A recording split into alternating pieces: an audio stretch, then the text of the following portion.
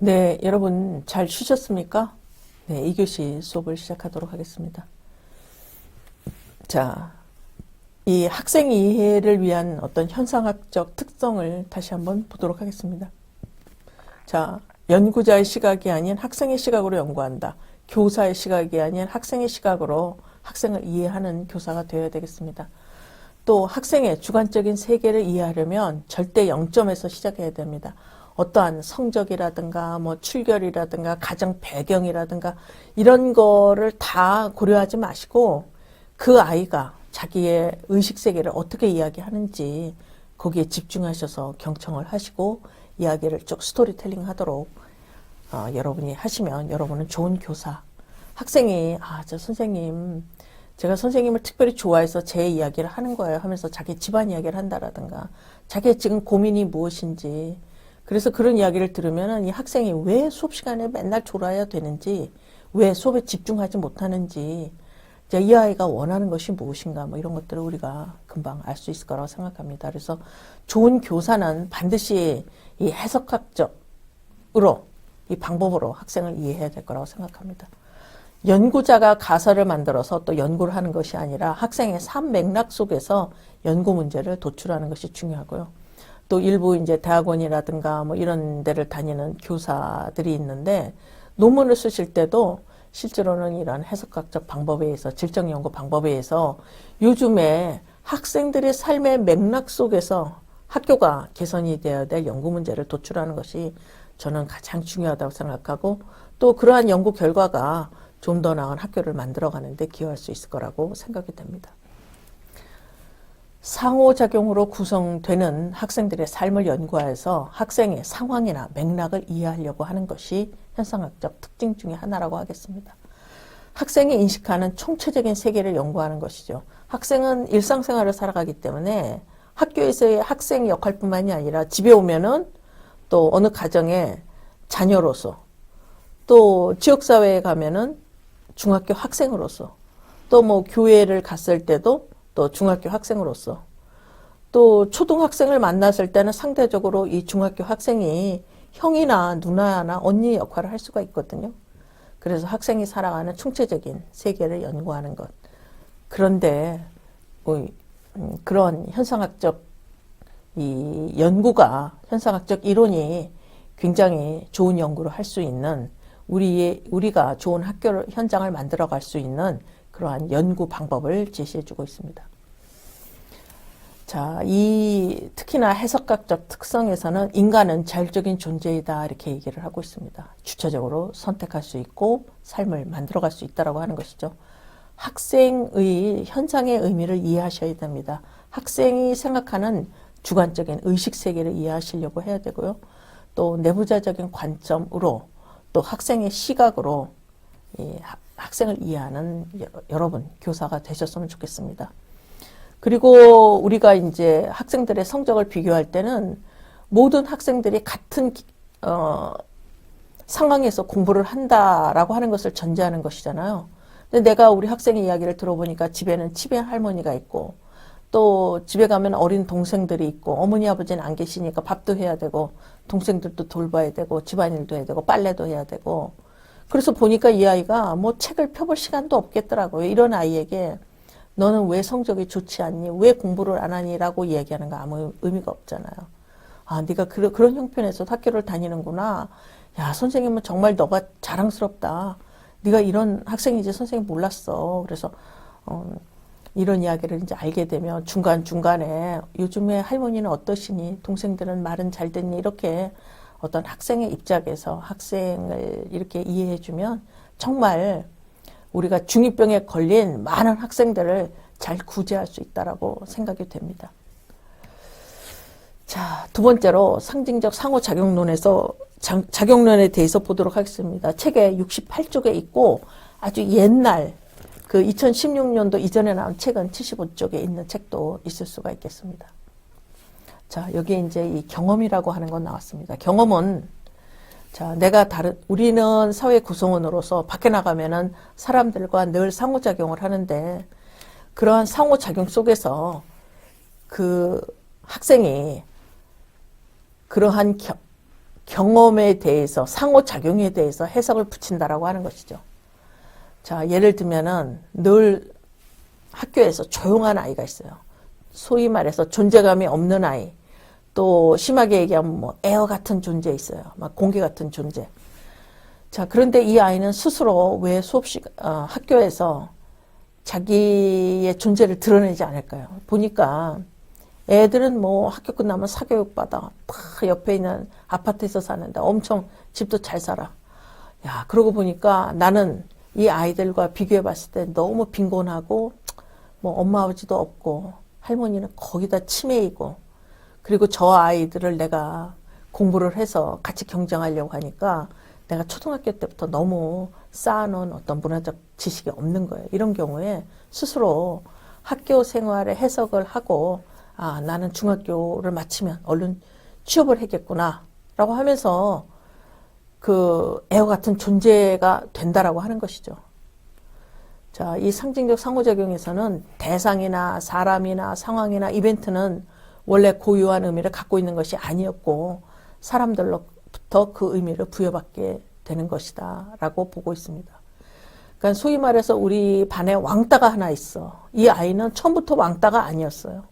그 아이를 왕따라고 부르는 사람들은 같은 친구들이에요. 친구들이 그 아이를 왕따로 만들어버린 거라고 보는 것이죠.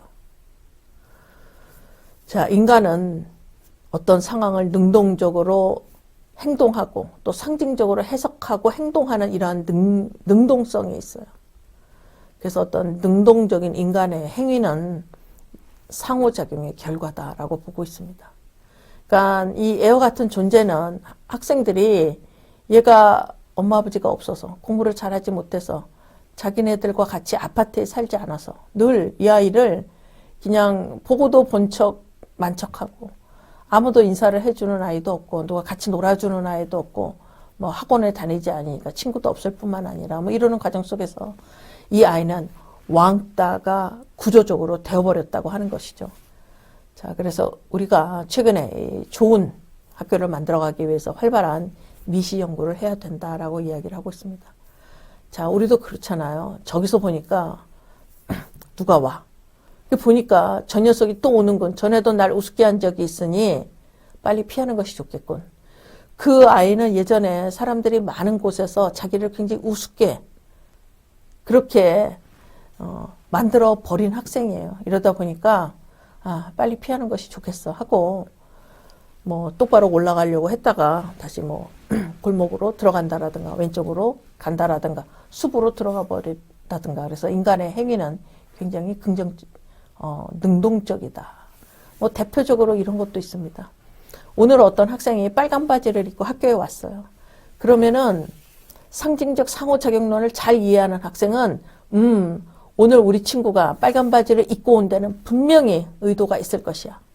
왜 빨간 바지를 그냥 입고 온 게 아니라 뭔가 나타내려고 뭔가 그 빨간 바지가 갖고 있는 심볼이 있는 거죠. 자, 그래서 우리는 이제 이런 말을 하면 안 되는 거야. 야, 이거 빨간 바지 왜 이런 거 입고 왔어? 라고 얘기하면 안 되고 오늘 무슨 일 있니? 라고 물어보는 것이 더 좋겠죠.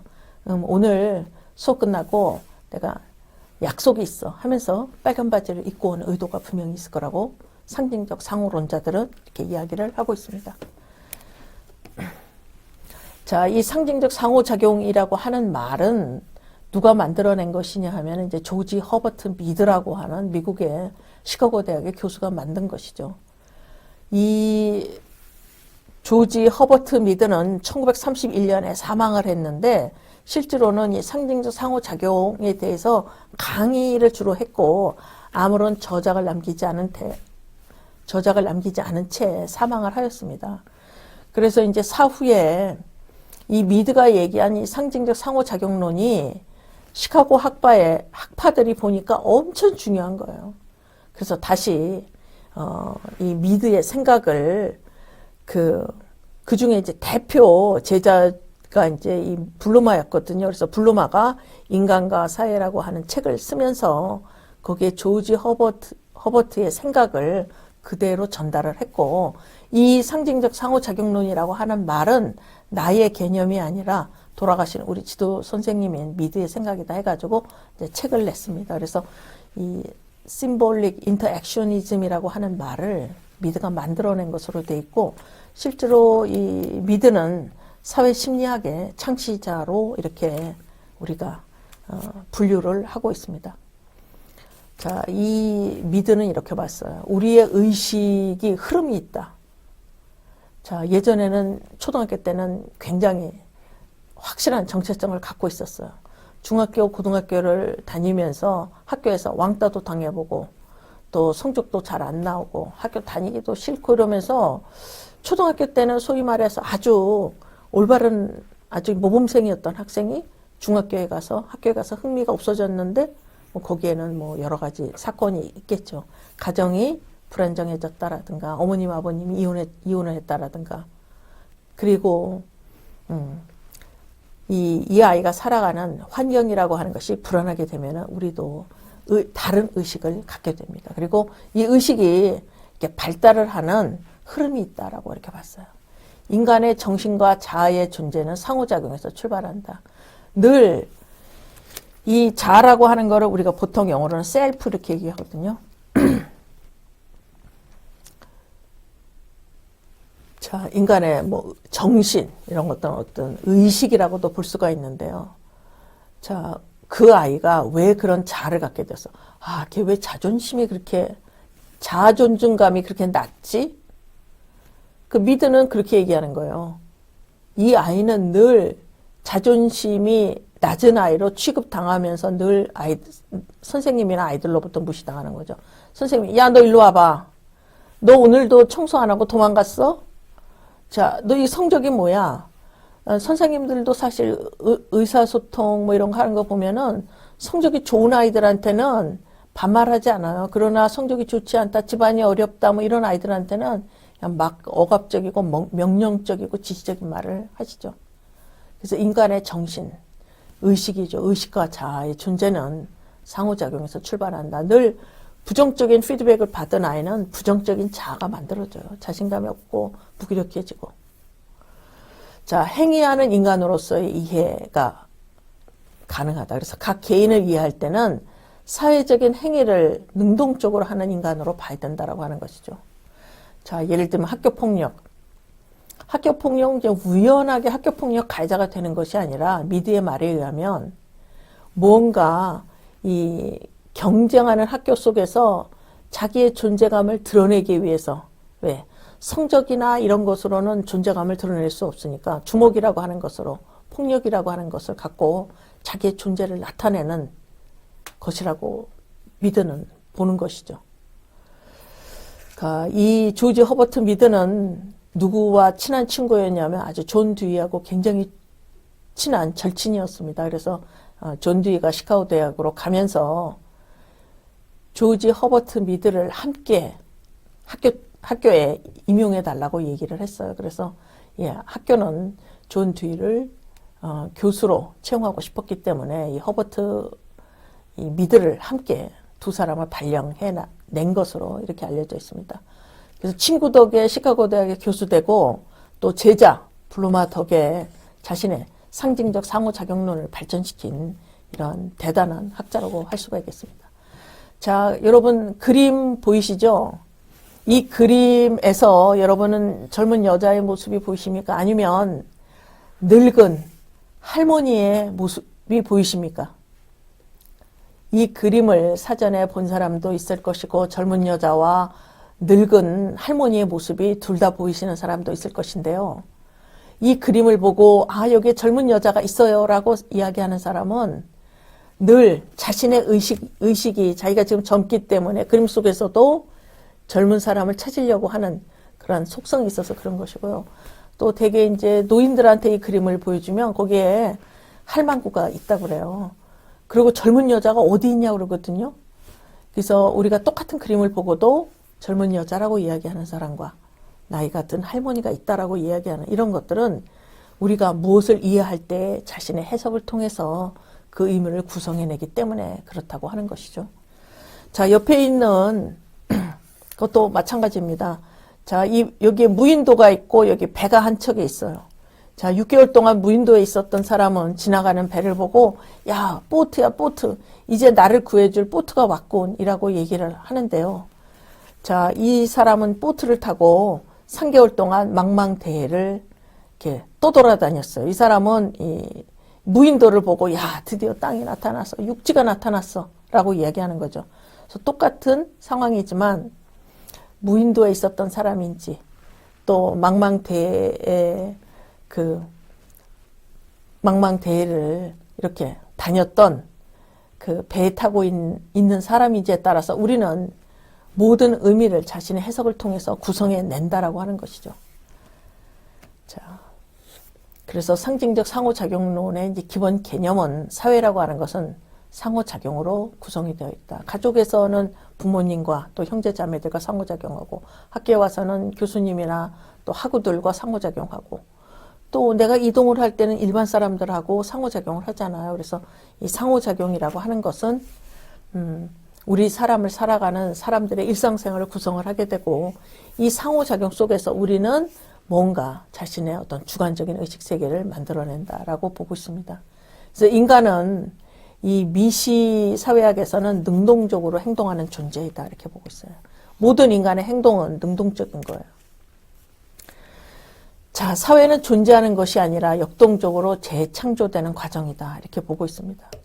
자, 사회는 그냥 있는 것이 아니라 사회를 살아가는 구성원들이 상호작용을 통해서 역동적으로 새롭게 만들어가는 과정이라고 하는 것이죠. 자, 우리나라는 1950년대 이제 뭐 6.25라고 하는 이제 뭐 전쟁을 겪고 이러면서 엄청난 빈곤한 삶을 살다가 60년대에 또 이제 뭐 혁명이 일어나가지고 군부 정부가 들어오고 뭐 소위 말하는 이제 박정희 독재가 시작이 됐다 이러고 문민정부가 시작이 됐고 그 50년 동안 지금 2020년 70년 동안 엄청난 재창조의 과정을 거쳤습니다. 역동적으로. 또 국가가 의해서 우리는 출산 억제 정책을 시작을 했고 또 지금 이제 출산율이 떨어지게 되니까 다시 출산을 출산 장려 정책 이런 것들을 쓸 수 있고 이런데 이 대한민국 사회는 누가 만들어간 것이에요? 사회를 살아가는 구성원들이 교육에 의해서 잘 살아야 되겠다라고 하는 뭐 자기 자의식 또 국가가 점점 발전하고 이러면서 뭐 여러 가지 과학기술이 발전하고 이러는 과정 속에서 대한민국 사회는 지금도 엄청나게 지금 재창조되고 있습니다.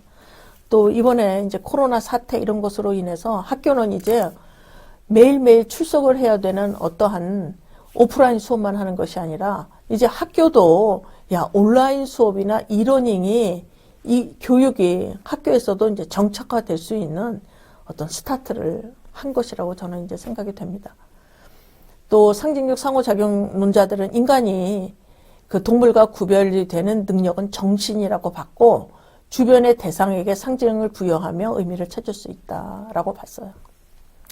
제가 만난 학생 중에 하나는 학교폭력 학생이었는데 이 학생이 이런 얘기를 했어요. 되게 학교폭력 학생들이 집안이 어렵고 초등학교 다닐 때는 아버지로부터 되게 이제 실직자 또 이제 알코올리즘, 알코올 중독자인 아버지들이 아이들을 많이 때리게 돼요. 특히 남자아이들은 이제 아버지로부터 많이 맞고 자라요. 어려서부터. 그래서 이제 중학교에 이렇게 오게 되면은 그 친구들이나 선생들에게 어떤 상징을 부여하고 학교라고 하는 것에 또 상징을 부여해요. 야, 난 성적도 좋지 않고 자, 중학교 빨리 졸업해가지고 이제 중3이 되면은 오토바이 하나 어떻게 타고 알바도 하고 뭐 이제 그런 생각들을 이제 많이 해요. 돈을 벌 생각들. 그래서 학생 스스로 정신을 갖고 있기 때문에 학교라고 하는 것에 의미를 붙일 수가 있다라고 상징적 상호작용론자들은 이렇게 보고 있습니다. 근데 이 학생이 자기가 이제 그 1학년 말쯤에 학교 폭력에 이제 연루가 되게 되는데 중학교 2학년 때 선생님이 자기가 사는 원룸에 매일 찾아오셨대요. 이제 자기가 원룸을 하나 학교 앞에 얻어놨더니 소위 말해서 이제 그 주먹 좀 쓰는 아이들이 자기 집에 몰려서 늘 5명, 7명들하고 같이 살았대요. 소위 말해 형들하고. 그래갖고 그냥 여기가 그냥 아지트가 돼가지고 매일 학생들이 모이고 이러다 보니까 술도 마시고 학교도 잘 안 가고 이랬는데 자기가 학교를 안 갈 때마다 담임선생님이 찾아왔대요. 그 이야기를 그 이제 같이 살고 있는 그 형들로부터 듣게 되죠. 그래서 그렇게 자기를 생각해 주시는 선생님이 너무 고마워서 자기가 중학교 2학년 때는 조용히 지냈대요. 그리고 이제 중3이 됐는데 이 선생님이 이제 소위 말해 학생 그 지도하는 사람이었는데 맨날 불러다 자기 두들기고 뭐 엄청나게 선생한테 맞고 이러면서 자기의 이제 본성을 드러나게 되었고 결국은 3학년 때 중3 때 학교를 자퇴하게 되었다. 뭐 이런 얘기를 합니다. 그래서 학생도 내 어떤 담임 선생님인지 또 어떤 자기한테 관심을 두는 선생인지 이런 것들 아이들도 알아요. 그래서 거기에 상징을 부여하고 아 좋은 선생님이니까 조용히 지내자. 아 이 선생님이 나를 도대체 나에 대한 뭘 이해, 나를 도대체 이해를 하나도 못해. 이런 선생님에게는 자기도 의미를 찾고 적극적으로 폭력 학생으로서 행동하게 한다라고 하는 거 이런 것들을 우리가 알 수가 있겠습니다. 자, 언어는 상호작용의 수단이며 상징을 해석하는 능력이 있다. 그래서 우리는 그 학생이 쓰는 언어를 보고도 그 학생의 그러한 언어적인 상징을 해석을 할 수가 있습니다. 자, 우리 인간은 주어진 여건을 그대로 수용하는 것이 아니라 자기 기준에 맞추어서 그 상황을 재구성하는 특성이 있습니다. 그러니까 학교는 학생인 경우에는 다 대부분은 이제 순종적으로 학교를 잘 적응을 하지만은 이 폭력 학생이나 늘 얻어맞은 아이들, 집안이 불안정한 학생들은 자, 너희들 열심히 공부해 이런 것들을 자기 상황에 맞게 다시 리컨스트럭션 해간다고 하는 거예요. 여러분도 제 강의를 들으면서 학생에 대한 이해가 조금 늘어났는지 모르겠습니다. 자, 69쪽에 보시면 상징적 상호작용론자들의 연구가 있어요. 이 잭슨은 교사는 초등학교 교실에서 1000번 이상 상호작용을 하는데 각각 교사와 학생, 학생과 학생의 상호작용은 학생들의 어떤 성장 배경이라든가 사회 경제적 지위라든가 지능이라든가 성격 이런 것에 따라서 복잡한 상호작용이 발생한다. 이렇게 이야기를 하고 있습니다. 그래서 교사와 학생 간의 상호작용이 엄청나게 많이 이루어진다. 그런데 교사도 학생의 성장 배경이라든가 학생의 지위라든가 부모님의 무슨 또 직업이라든가 이런 거에 따라서 각각 다르게 선생님들도 상호작용한다라고 하는 것이죠. 자, 하그리보스는 1975년도에 교사가 상황을 규정하고 학생을 평가하고 죄송해요. 유형화예요. 유형화 하느냐에 따라서 수업 행동이나 학생을 대하는 방식이 달라지고 상호작용이 달라진다 이렇게 얘기를 하고 있습니다. 그래서 교사들도 여러분들도 나중에 물론 인간이기 때문에 우리가 모든 학생을 공평하게 대하기가 굉장히 어렵지만 그 선생님은 공적으로는 학생들을 이렇게 항상 평등하게 상호작용하려고 여러분이 노력해야 되는 거 굉장히 중요하다라고 하겠습니다. 이 학생들이 교사의 언어 활동이라든가 어떤 이런 것들을 다 보고 있어요. 선생님이 나한테는 되게 지시적이고 강압적이고 당장 교무실로 와. 뭐 이런 말을 하는데 우리 반에서 공부 제일 잘하고 또 소위 말해서 아버지가 의사야. 뭐 이런 가정이 아니라 이따가 교무실로 꼭 와주세요. 뭐 이런 말을 하면서 선생님이 나 무시하는구나. 이런 것들을 아이들이 금방 안다라고 하는 것이죠. 자, 뒤에는 어떤 이 정신, 의식이라고 하는 것은 환경에 적응하려는 과정이지 구조가 아니다. 그래서 이 학생들의 어떤 정신이라고 하는 것도 이렇게 만들어진 변화하지 않는 어떤 스트럭처가 아니라 늘 학생들도 상호작용하면서 환경에 적응하면서 유기체로서 살아가려고 하는 과정 속에서 뭔가 자기를 표현하려고 하는 과정 속에서 그러한 의식을 갖게 된다라고 하는 것이죠. 자, 폭력 학생의 대표적인 거 이런 거예요. 공부를 잘하는 아이는 성적으로 자신 존재감을 갖게 되지만 그것이 되지 않는 아이들은 주먹으로 또 힘으로 학생들에게 야, 나도 살아있어 라고 하는 거, 자기의 존재감을 나타내려고 한다라고 봤습니다. 자, 이 토마스는 행동은 끊임없는 변화이며 인간은 상황에 적응해 나가는 존재이다 이렇게 봤습니다. 그래서 우리의 사회적인 행위가 상황에 따라서 계속해서 변화한다. 그리고 인간은 어떤 상황에 적응해 나가는 속성이 있다라고 보고 있습니다. 이 뭐 잭슨, 뭐 하그리브스, 듀이, 토마스 이런 사람들은 전부 다 상징적 상호론자이고, 이 듀이와 토마스, 뭐 미드 이런 사람들은 그 스타디 서클을 구성을 해서 함께 토의하면서 상징적 상호작용론을 발전시킨 것으로 이렇게 알려져 있습니다. 자, 세 번째로 이제 교환이론에 대해서 보도록 하겠습니다. 자, 우리가 상대방에게 뭔가를 주고받아요. 생일이라고 선물을 하고 고맙다고 선물을 하고 이러한 교환이 어떻게 이루어지는가. 자, 이렇게 봤어요. 교환이란 익스체인지라고 하는 것은 상대방으로부터 귀중한 자원을 획득하려고 하는 것이다. 자, 학교에서도 보면은 그 남학생이 여학생에게 생일을 축하하기 위해서 뭐 생일 케이크를 주기도 하고, 좋은 관계를 맺고 싶어서 교환이라고 하는 행위를 계속 한다라고 하는 것이죠. 또 과거에 이제 어머니들이 선생님들에게 뭐 촌지를 갖다 줘, 왜 갖다 줘? 우리 아이를 특별히 좀 잘 봐주시고, 우리 아이를 좀 더 잘 이끌어 주시고, 뭐 이렇게 약간 자기 아이에 대한 좀 더 많은 관심을 가져달라는 의미에서 그런 것들을 하는 거잖아요. 자, 그래서 상대방으로부터 귀중한 자원을 획득하려고 하는 그러한 상황 속에서 교환이 일어난다 이렇게 봤습니다. 우리 개인 간의 상호작용은 심리적으로나 물리적으로나 사회적으로 뭔가 보상을 추구하는 상호작용이 많이 일어난다라고 하는 거예요. 크리스마스 때 선물을 한다, 생일이라고 선물을 한다. 아, 선생님이 좋아하시는 거라서 제가 지나가다가 뭐 이걸 하나 샀어요. 이런 것들도 뭔가 그것에 대한 대가를 바란다 뭐 이런 거죠. 자, 호만스는 인간의 행위는 이득이 대가를 초과하거나 적어도 균형을 이룰 때 유지가 된다라고 봤어요. 그러면은 소위 학교에서 친구가 없는 아이는 뭐예요? 교환이 일어나지 않는 아이들인데 어떤 아이예요? 그 아이에게 선물을 내가 해봤댔자 뭔가 돌아오는 것이 없는 아이에게 우리 인간은 익스체인지를 하려고 하지 않는다라고 하는 것이죠. 그리고 이득이 대가를 초과할 리도 없고, 또 내가 생일 케이크를 주면 제가 내 생일날 생일 케이크를 줄 거라고 하는 확신이 없는 경우에도 교환의 행위를 하지 않습니다. 자, 그래서 블라우는 집단과 집단이 동의와 갈등을 겪으며 재화와 권력의 보상을 얻으려고 하기 때문에 이 교환이라고 하는 것이 잘 이루어진다. 자, 공무원에게 뇌물을 갖다 주는 거 이런 것도 뭐예요? 그런 사업을 조금 잘 봐달라고 하는 거. 아니면 그런 사업이 있을 때 다른 사람보다 먼저 나에게 정보를 알려달라고 하는 거. 뭐 이런 과정 속에서 교환이 일어난다 이렇게 봤어요. 그래서 교환할 것이 없는 아이들은 학교에서 외톨이가 된다라고도 볼 수가 있겠습니다.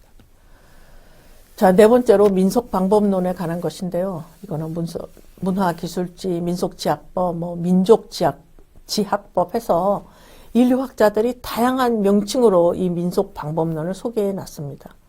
이 가핑클은 미국의 학자인 가핑클은 현상학과 상호작용론을 종합하여서 해석학적 방법을 사용하여서 특정 집단의 생활 양식을 기술하기 위해서 구성원들의 의식이라든가 느낌이라든가 판단을 연구 대상으로 해서 사회적 상황에서 구성원들이 부여하는 의미라든가 이해라든가 해석의 구조를 탐구해야 된다라고 하는 것을 강조했습니다. 그래서 우리가 민속방법론 문화기술지로 특정 학생들의 생활 양식을 기술을 하려면은 소위 말해서 학교폭력 학생들을 연구할 수 있고요. 또 소위 말해서 학교에서 그 봉사를 잘하는 아이들, 뭐 학생, 봉사 우수자 이런 아이들도 그들의 라이프 스타일은 무엇인가를 우리가 민속방법론을 통해서 기술을 할 수가 있겠습니다. 자, 결국은 각 사회를 살아가는 그런 어떤 똑같은 사회적인 행위를 하는 사람들의 라이프 스타일을 이해하기 위해서 우리가 집단 민속방법론을 연구할 수 있고요. 또 최근에는 학교 안 청소년이 아니라 학교 밖 청소년들이 있거든요. 이들의 일상생활을 연구를 해갖고 학교 밖 청소년을 우리가 집중적으로 도울 수도 있습니다. 되게 이제 학교 밖 청소년이 되는 중요한 이유는 가정으로부터 도움을 받지 못하고 결국은 등 떠밀려서 이제 가출을 하게 됩니다. 그러면은 그러한 아이들과 같이 어울려요. 남학생들, 여학생들, 뭐, 거주 비용을 줄이기 위해서 방을 하나 빌려가지고 뭐 중간에 이제 커튼 같은 거를 치고 여기는 남학생들이 자고 여기는 여학생들이 자고 처음에는 그렇게 이제 이렇게 분리돼서 살다가 뭐 이 청소년들이 뭐 그렇게 딱딱 분리가 되나요? 이제 서로 뭐 이제 불미스러운 어떤 일도 일어나고 뭐 성과 관련된 일들도 일어나게 될 것이고요. 그 다음에는 낮에는 이 아이들이 뭐를 하면 가서 알바를 하고 돈을 벌어요. 그리고 저녁 때는 이제 모여서 같이 저녁도 먹고 자 오늘 밤은 뭐를 할까 하면서 쉽게 돈을 벌을 수 있는 뭐 성매매나 이런 데 연루가 되기도 합니다. 그래서 우리가 정말 학교 밖 청소년을 잘 지원을 하려면은 이들이 어떻게 사는가 민속 방법론 이런 것을 갖고 연구를 좀 많이 해야 된다고 생각이 됩니다. 자, 이 민속 방법론으로 그 학생들 학교 밖 청소년을 잘 연구하기 위해서 그 아이들이 집중적으로 있는 곳에 가서 참여 관찰로 이 아이들을 장시간 동안 참여 관찰을 해야 돼요. 아, 이 아이들 10명의 아이들이 같이 사는데 이 아이들은 낮에는 각각 알바를 하러 흩어지고 저녁 6시가 되면은 늘 이 거리에 모이더라. 그래서 뭐 저녁을 뭐를 먹을까 하고 저녁을 먹고 난 다음에는 이들이 꼭 PC방에를 가는지 또 내일 어떻게 살 것인가를 이야기하는지 뭐 아무래도 뭐 10명의 학생들이 같이 산다 그러면 이것이 조그만 조직이기 때문에 분명히 힘을 행사하는 그 권력자가 있고 또 그러한 과정 속에서도 늘 심부름을 하고 그 허드렛 일을 해야 되는 또 힘이 약한 그런 아이도 있을 수가 있겠습니다. 자, 이 학교 밖 청소년의 문화에 대해서도 여러분이 좀 관심을 좀 가져보시기를 바라고요. 인터넷에 쳐보면 많은 기사들이 올라와 있습니다. 자, 민속 방법론 할 때 반드시 장시간 동안 참여 관찰을 해야 돼요. 최소한 한 달 동안 그 아이들을 쫓아다니면서 그 아이들을 참여 관찰해야 되고요. 또 그 아이들의 총체적인 이해를 위해 총체적으로 접근하는 것입니다. 정말 학교를 뛰쳐나온 이후에는 학교 공부라고 하는 것은 하는지 특히 중학교를 그만둔 아이들은 이제 의무교육 대상자들인데 검정고시 공부는 하는지 이 아이들은 정말 미성년자들인데 누가 보호를 해주는지 뭐 다양한 측면에서 총체적인 접근을 해야 될 거라고 생각을 하고요. 그 다음에 이 아이들을 연구하기 위한 그 연구물이 없었어요. 그러면은 익스플로라적으로 탐색적으로 이 아이들은 어떨까? 이 아이들의 정서는 어떨까? 그 다음에 또 이 아이들은 도대체 공부를 하려고 하는 학구성은 갖고 있는지 이 아이들은 어떤 사회적인 시민으로서 살아가려는 시민정신이 있는지 어떤 세상을 살아가는데 어떤 최소한의 윤리는 있는지 뭐 이런 여러 가지를 탐색적으로 접근을 하셔야 합니다. 그러니까 이 방법도 가설이 없는 상태에서 탐색적인 접근을 해야 된다라고 하는 것이고요.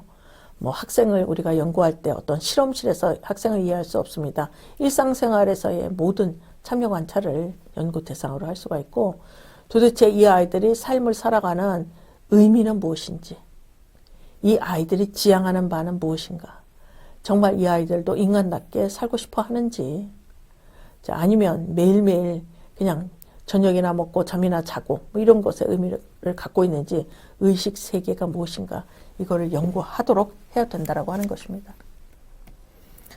자, 이 가핑클의 아그네스 연구 뭐 이런 것들을 보면은요, 우리 인간의 의식 세계라고 하는 것이 이렇게 아까 미드가 얘기한 것처럼 이렇게 변화한다라고 하는 것을 알 수가 있습니다. 이 가핑클의 연구에서는 원래 남성으로 출생하였으나 사춘기가 되었을 때 자신의 남성성과 또 자기가 지금 현재 느끼는 성이 다르다라고 하는 것을 알고 19세에 성 전환을 하게 되면서 남자로 태어났으나 여성으로서 살게 되는 이러한 여성의 그 의식의 흐름을 연구했어요. 이런 거 보면은 원래 어렸을 때는 남성으로서의 정체성을 갖고 있으나 성 전환 수술 이후에는 여성으로서 또 살아가는 그래서 우리의 정체성이라고 하는 것이 환경에 따라서 또 자기 스스로의 어떤 내면의 통찰을 통해서 변할 수 있다라고 하는 것을 이야기를 하고 있습니다.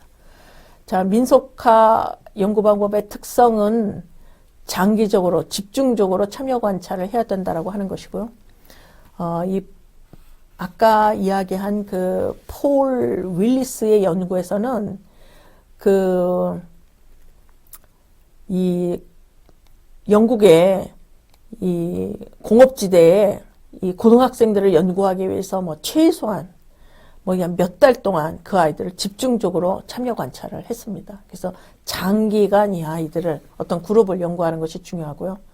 총체적으로 사회문화적 맥락 속에서 그 집단의 특성을 발견하려고 해야 되고, 또 문화 주체자적 의미의 관점에서 어떤 사건을 통해서 분석을 하는 것도 굉장히 중요합니다. 어떤 아이의 죽음이라던가 뭐 그 크리티컬 크라이시스가 있는 위기적인 사건들이 있거든요.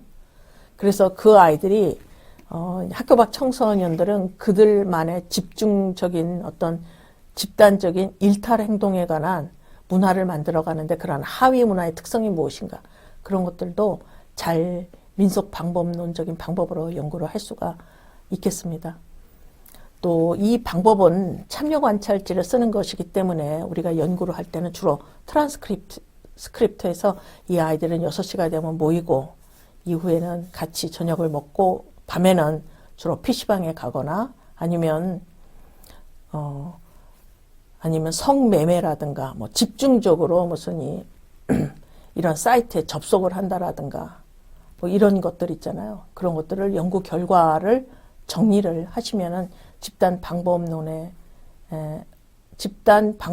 인한 연구는 그 분석을 마치는 것으로, 그러니까 기술하는 것만으로 연구 결과를 마치는 것으로 이렇게 볼 수가 있겠습니다. 자, 73쪽에는 신교육 사회학이 있습니다. 여기에 보면 이제 고버트라고 하는 영국의 학자가 신교육 사회학을 시작을 한 것으로 돼 있고요. 교육의 내적 과정을 우리가 연구해야 된다라고 이렇게 보고 있습니다. 또 지식사회학자들은 지식이라고 하는 것은 사회적으로 구성이 되는 것이다. 그래서 학교에서 가르쳐지는 지식도 역사적, 사회적인 상황에 따라서 변화하는 가변성을 갖고 있다, 이렇게 얘기를 하고 있고요. 결국은 신교육 사회학이 발전하게 되면서 교육 제도의 개혁이 실시가 되었습니다. 그래서 유럽에서는 1970년대에 대대적인 교육 개혁이 일어나게 되어서 학습자 중심의 교육을 실시하고 학교 교육이 더 이상 집단 교육이 아닌 각 개별 학생들의 능력 개발, 적성 개발, 또 직업 교육, 이런 것들이 70년도에 기틀을 마련해 나가게 됩니다. 이런 것들은 신교육 사회학자들의 그 기여라고 생각을 하고요. 이 신교육 학자들 중에 대표적인 사람이 영이나 이 번스타인과 같은 사람들입니다. 그래서 교육사회학의 새로운 방향을 제시하고,